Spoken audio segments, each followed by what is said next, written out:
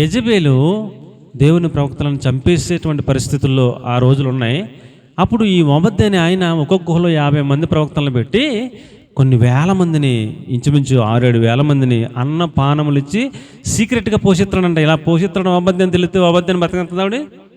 ప్రాణాలను తెగించి దేవుని సేవకులకి పోషించడానికి తన దగ్గర ఉన్న ధనం అంతటిని ఉపయోగించి ఆయన ప్రయాసపడతా ఉన్నాడు.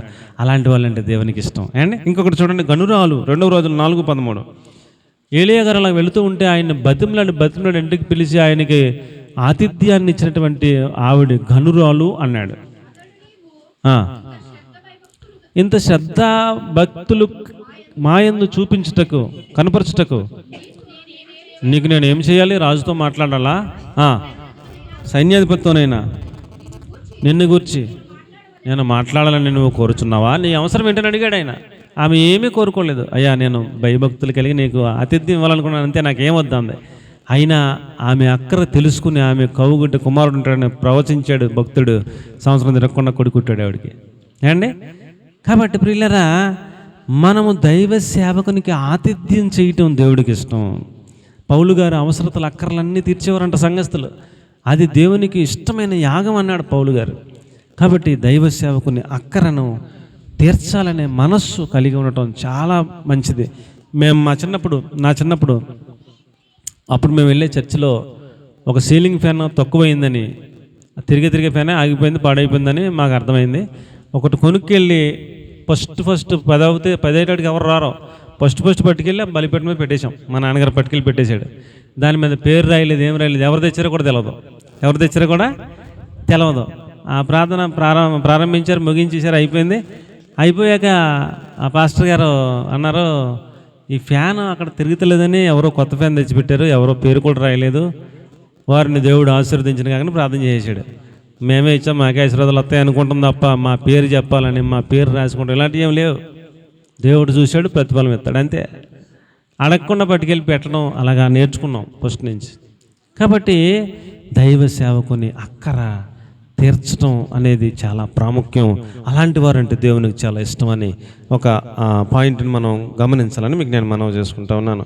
కీర్తన గ్రంథం 30వ అధ్యాయం 4వ వచనంలో ఆయన భక్తులు ఆయన్ని కీర్తిస్తారు. ఎవరంటే దేవుడికి ఇష్టం అనుకున్నాం కదా, ఆయన భక్తులు అంటే ఆయనకి ఇష్టం. చూడండి, ఆయనను నీవు దేవుని భక్తి చేసే బిడ్డవైతే ఆయన్ని కీర్తిస్తూ ఉండు, ఆయనను స్తుతిస్తూ ఉండు. అదే భక్తి అంటే. భక్తి అంటే ఏంటండి?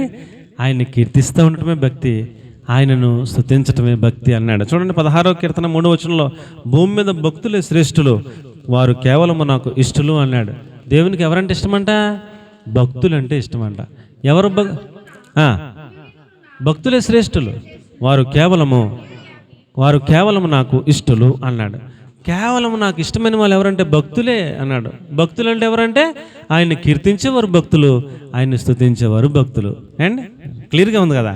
కాబట్టి మనం ఆయన భక్తులమైతే ఇష్టపడతాడు, ఆయన కీర్తించే వాళ్ళమైతే ఇష్టపడతాడు, ఆయన్ని స్తుతించే వాళ్ళమైతే ఇష్టపడతాడు, ఆయన సేవకులకు ఆతిథ్యం చేసే వాళ్ళమైతే ఇష్టపడతాడు, ఆయన సేవకులు అక్కర్లు తీర్చే వాళ్ళమైతే ఇష్టపడతాడు, ఆయన సేవకులను ప్రేమించే వాళ్ళమైతే ఇష్టపడతాడు.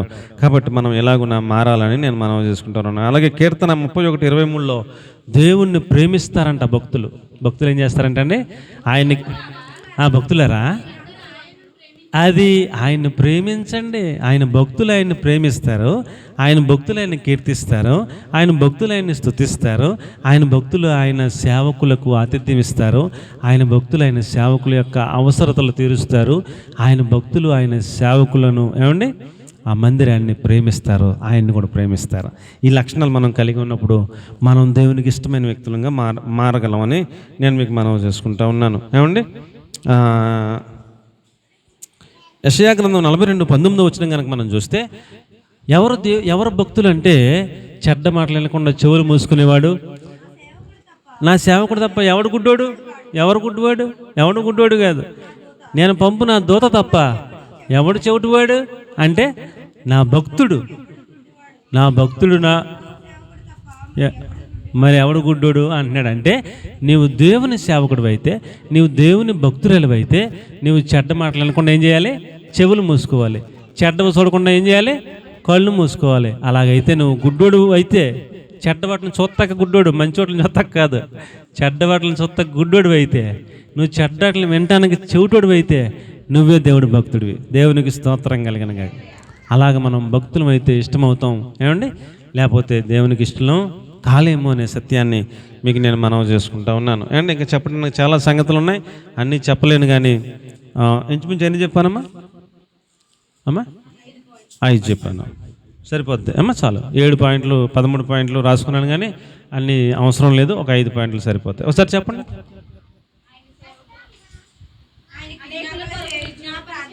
అనేకుల కొరకు విజ్ఞాపన ప్రార్థనలు చేసే వాళ్ళమైతే దేవునికి ఇష్టం అవుతాం. ఆయన పైన విశ్వాసం ఉంచితే దేవునికి ఇష్టం అవుతాం. ఆయనతో నడిస్తే, సహవాసం చేస్తే ఇష్టం అవుతాం. తన వారందరితో సమాధానంగా యోగక్షేమాలు అడిగి తెలుసుకుంటూ అందరికీ ఇష్టడై, దేవుడికి ఇష్టడై, రాజుకి ఇష్టడై అలాగ మనం బతికితే ఆయనకి ఇష్టం అవుతాం. సేవకుల అక్కరలు, మందిరాన్ని ప్రేమించేవారు, సేవకులను ప్రేమించేవారు, ఆతిథ్యం ఇచ్చేవారుగా ఉంటే దేవునికి ఇష్టం అవుతాం.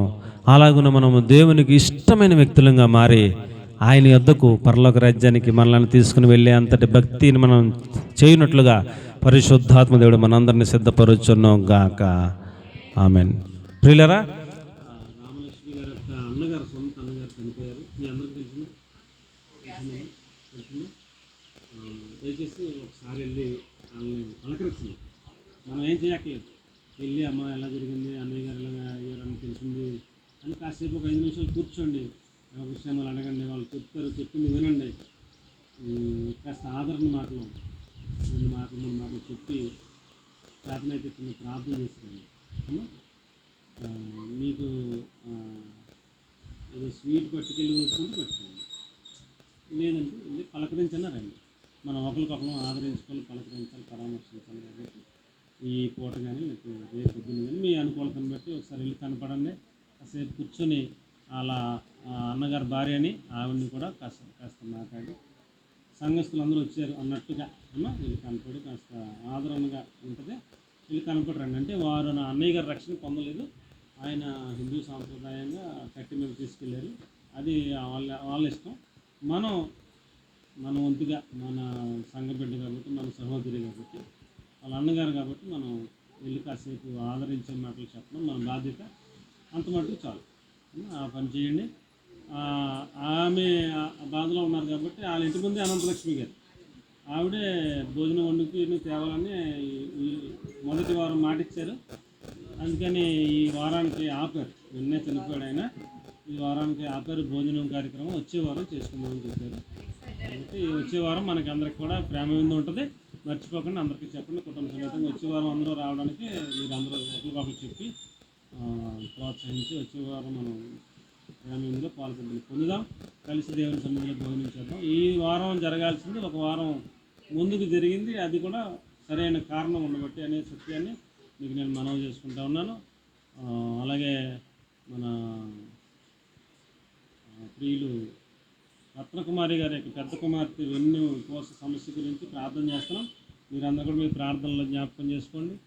అలాగే మన హేమలత కుమారుడు సర్టిఫికేట్ మార్పు కోసం మీరందరూ ప్రార్థనలో జ్ఞాపకం చేసుకోండి.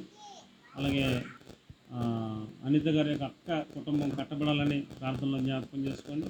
మన ప్రార్థనలు ఆలకించి ఆ బిడ్డలను దేవుడు జ్వరం నుంచి తప్పించారు, విడిపించారు, కాపాడారు. అందుని బట్టి దేవునికి మహిమ కలుగును గాక. అలాగే వెల్లి గ్రేస్ గారి ఆరోగ్యం కోసం ప్రార్థన చేయండి. జయమ్మ గారి ఆరోగ్యం కోసం ప్రార్థన చేస్తూ ఉండండి, మర్చిపోకండి. అలాగే మనం అందరి కోసం మనం విజ్ఞాపన చేస్తూ ముందుకు సాగుదాం. ఇక్కడ మనకి మందిరం కోసం ఎక్కువ ప్రార్థన చేయండి.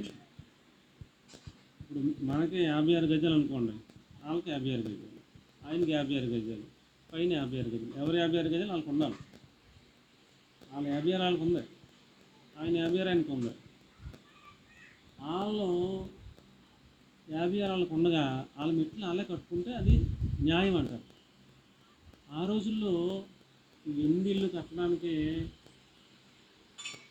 ఒక్క ఇల్లు కట్టడానికి 25 వేలతో సరిపోతుందా? కట్టేస్తారా అన్న? ఒక్క ఇల్లు 25 వేలతో కట్టేస్తారా? ఆ రోజుల్లో ప్రభుత్వం, రాజశేఖర రెడ్డి గారి ప్రభుత్వంలో అబ్బాయి గారు యనమండుగురిని పిలిచి, బాబు నేను ఏదో నీకు మంచి చేద్దాం అనుకుంటున్నాను, ప్రభుత్వం 40,000 మనకి లోన్ ఇస్తుంది, మీకు ఆ పట్టుకుని 25,000 మీరు కట్టుకుంటే ఏమన్నా పడితే నేను ఏదో చూసి మీకు ఏదో కట్టి పెడతాను అని ఆయన ముందుకు వచ్చి ఈ యనమండుగురి పేర్ల మీద ఈ లోన్లు రప్పించి 40,000 గవర్నమెంట్ ఇస్తే 25,000 ఇస్తే 65,000 బిల్లు అయిపోతుంది. ఇది అయిపోద్దిలాగా అవదు. అదే అప్పుడు అప్పుడు అలాగా కట్టినప్పుడు ప్లాన్ ఏం చేశారంటే ఆయన పెద్ద ఆయనగా ఈ హౌసింగ్ బోర్డు వాళ్ళకి చెప్తే హౌసింగ్ బోర్డు వాళ్ళు కాంట్రాక్టర్ వాళ్ళతో మాట్లాడుతూ కాంట్రాక్టర్ తెలివితేటలు ఏం చేశారంటే ఈ డబ్బులతో ఇల్లు అవ్వదు కాబట్టి ఇటువైపు నలుగురికి ఒకటే మెట్లు, అటువైపు నలుగురికి ఒకటే మెట్లు, 2 మెట్లు పెట్టాలంటే డబ్బులు సరిపోవు, ఇంకా ఎక్కువ మనకు పడతాయని చెప్పేసి ఆయన 4గురికి ఇక్కడ మెట్లు, 4 ఇక్కడ మెట్లు కట్టేశారు. అప్పుడు డబ్బులు సరిపోవు కాబట్టి వీళ్ళు ఇచ్చే పొజిషన్లో లేరు కాబట్టి అందరూ పేదలు కాబట్టి అన్నట్టు ఏదో మేలు చేద్దాం అన్నట్టు వాళ్ళు ఏదో చేసి పెట్టారు.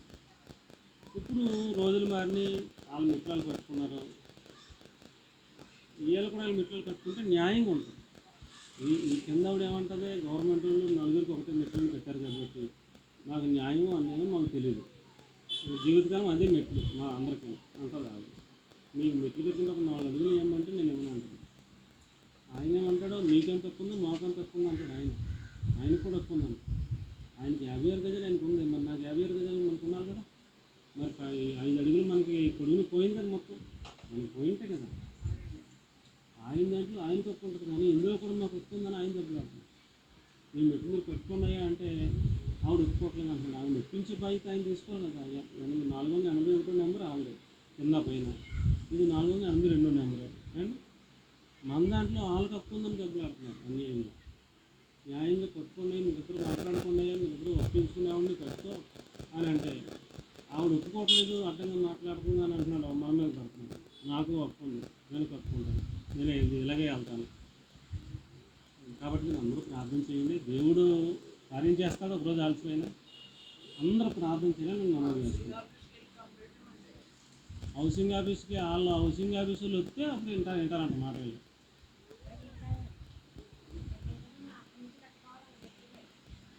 హౌసింగ్ ఆఫీసులు వచ్చి చెప్పాలంట.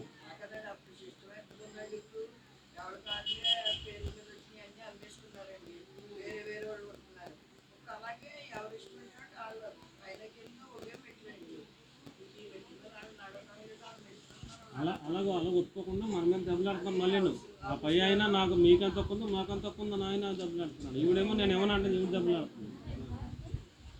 కాబట్టి మీరు అందరూ ప్రార్థన చేయమని మనం చేస్తాం కానీ దేవుడు కార్యం ఎలా చేస్తాడో ప్రార్థన మాత్రం చేయండి.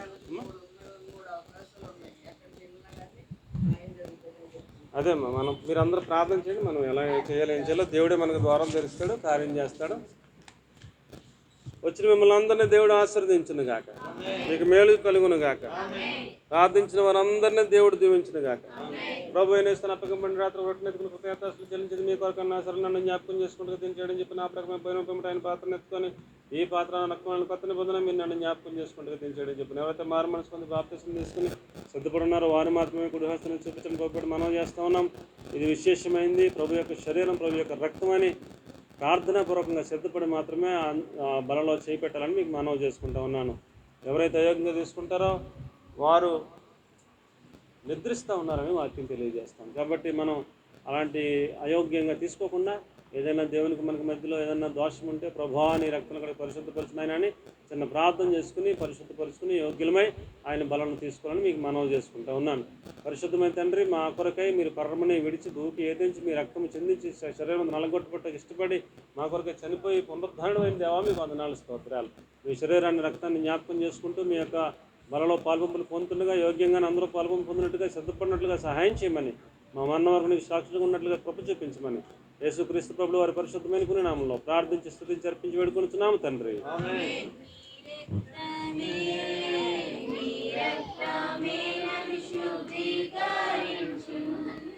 మీ రక్తమే